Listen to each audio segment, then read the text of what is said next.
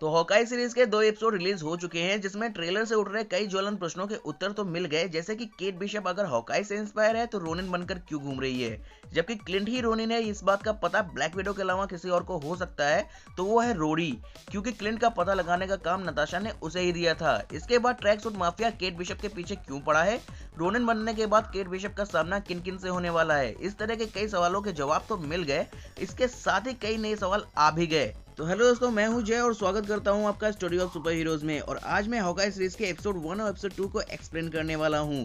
लेकिन उससे पहले अगर आप मेरे चैनल पे नए हैं तो प्लीज सब्सक्राइब करके नोटिफिकेशन ऑन कर लीजिए, ताकि आपको इस तरह की वीडियोस टाइम पर मिलती रहे।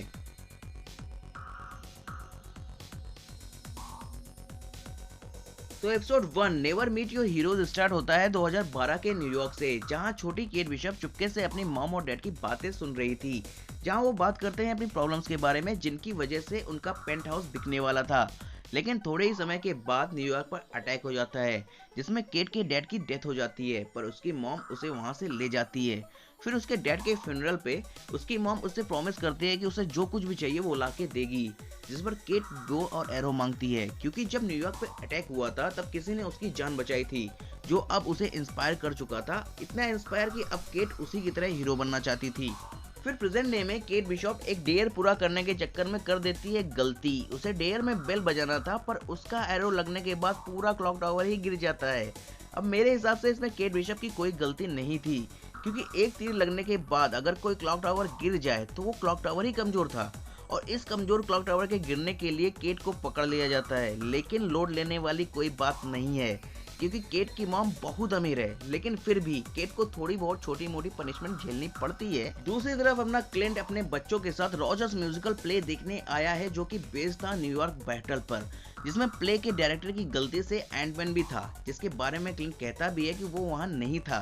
तभी बार बार प्ले में नताशा के दिखने से क्लिंट काफी इमोशनल होकर बाहर निकल जाता है, जिसके पीछे उसके बच्चे भी आ जाते हैं। दूसरी तरफ केट की मॉम उसे एक पार्टी में लेके जाती है, जहां केट की मुलाकात अरमांड से होती है, जिससे उसे पता चलता है कि उसकी मॉम की एंगेजमेंट हो चुकी है, जिससे केट काफी परेशान थी। कि तभी वो देखती है कि अरमांड उसकी मॉम को धमका रहा है, जिसकी वजह से केट अरमांड का पीछा करते हुए एक बेसमेंट में पहुंचती है, जहां कुछ आइटम्स की इलीगल ऑक्शन चल रहा था, जिसमें केट की मॉम के फियांसे जैक और उसका अंकल अरमांड ने भी पार्टिसिपेट किया। फिर वहां अवेंजर्स हेडक्वार्टर के मलबे से मिली रोनिन की स्वॉर्ड भी आती है, जिसे जैक का अंकल खरीद लेता है, क्योंकि ऑफकोर्स वो जैक से ज्यादा अमीर था। फिर वहां आता है रोनिन का सूट, लेकिन इससे पहले उसकी बोली लगती ट्रैक सूट माफिया वहां पे अटैक कर देता है, जिससे वो सूट केट के पास आके गिर जाता है, जिसको पहनकर केट ट्रैक सूट गैंग से पंगा ले लेती है। इसके बाद वो अरमांड के पीछे भी जाती है, लेकिन जब तक वो अरमांड के घर पहुंचती है उसका मर्डर हो चुका होता है। जब वो वहां से निकलती है तब ट्रैक सूट माफिया उस पर फिर से अटैक करता है, जहां क्लिंट उसे बचाता है, जो रोनिन के रिटर्न की न्यूज देख करके वहां पहुंचा था। और यहाँ होता है एपिसोड 1 खत्म। दूसरा एपिसोड वहीं से कंटिन्यू होता है। क्लिंट केट को उसके अपार्टमेंट में लेके जाता है, ताकि वो केट से रोनिन का सूट वापस ले सके। साथ ही क्लिंट ये भी कंफर्म करने की कोशिश करता है कि केट बिशप को कोई रोनिन की तरह जानता तो नहीं। लेकिन तभी वहां ट्रैक सूट माफिया का अटैक हो जाता है, जो अब रोनिन के नहीं केट बिशप के पीछे पड़े हैं, जिससे केट और क्लिंट को वहां से सूट छोड़कर ही भागना पड़ता है। फिर क्लिंट केट को सेफ प्लेस पर छोड़कर सूट लेने जाता है, जहां उसे सूट नहीं मिलता। फिर क्लिंट उस सूट को ढूंढकर अपने लॉकर में लॉक कर देता है। फिर अपनी वाइफ से सारे कांड के बारे में बात करता है। तो जब लॉरा क्लिंट से पूछती है कि अब वो क्या करेगा, तब क्लिंट कहता है खुद को चारा बनाऊंगा, जिस पर लॉरा कमेंट करती है नताशा की तरह।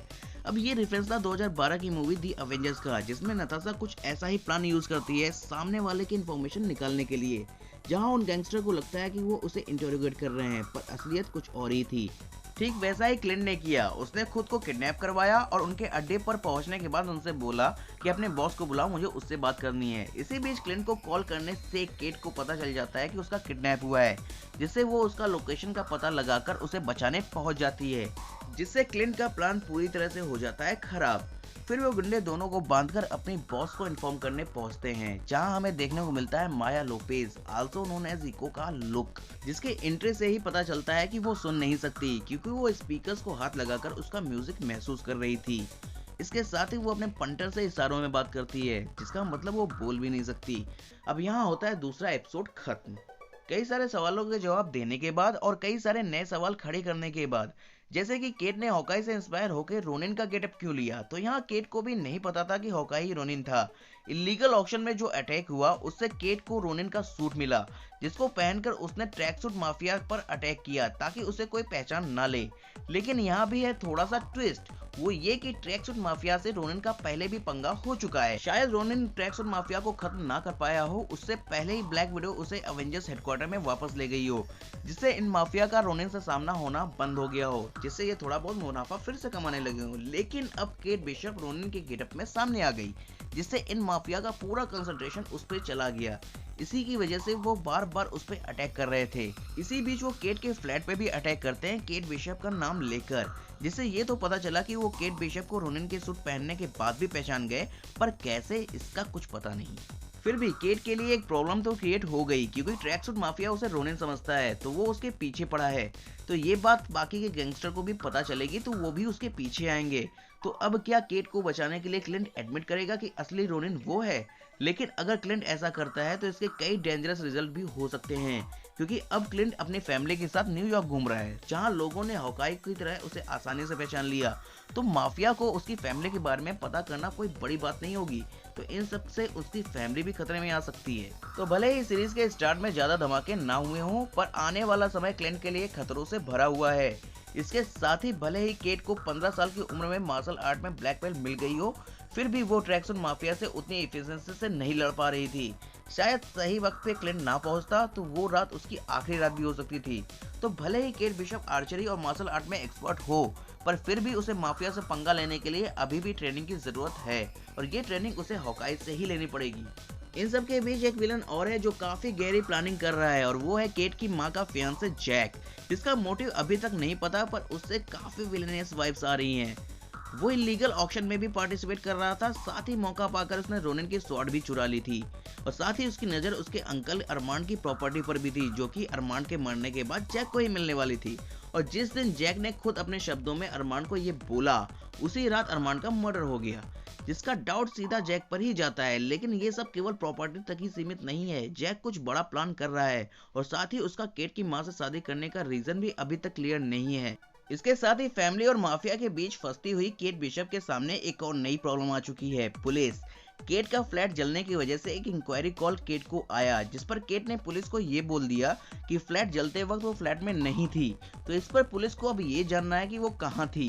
तो अगर पुलिस ने माफिया की तरह ये समझ लिया कि केट बिशप ही रोनिन है, तो पुलिस भी उसके पीछे पड़ जाएगी, क्योंकि भले ही रोनिन ने केवल माफिया को मारा हो, पर उसका माफिया को मारना भी इलीगल था, जिसके लिए सीधी सी बात है कि रोनिन को पुलिस पकड़ने की कोशिश तो करेगी ही। इन शॉर्ट देखा जाए तो छोटे छोटे इंसिडेंट से केट अब एक बड़ी मुसीबत में फंस चुकी है, जिससे उसे बाहर निकालने वाला एक ही इंसान है, हॉकाई। लेकिन इतने से काम नहीं चलेगा, केट बिशप को भी एक इंडिपेंडेंट हॉकाई बनना पड़ेगा। वैसे भी भले ही क्लिंट बार्टन का इस सीरीज में मेन लीड रोल हो, पर केट बिशप भी इस सीरीज में एज अ हॉकाई ही है, और ये इशारा हम लोगों में भी देख सकते हैं, जहां हॉकाई लिखा होने के साथ साथ वहां 2 एरो लगे हुए नजर आते हैं।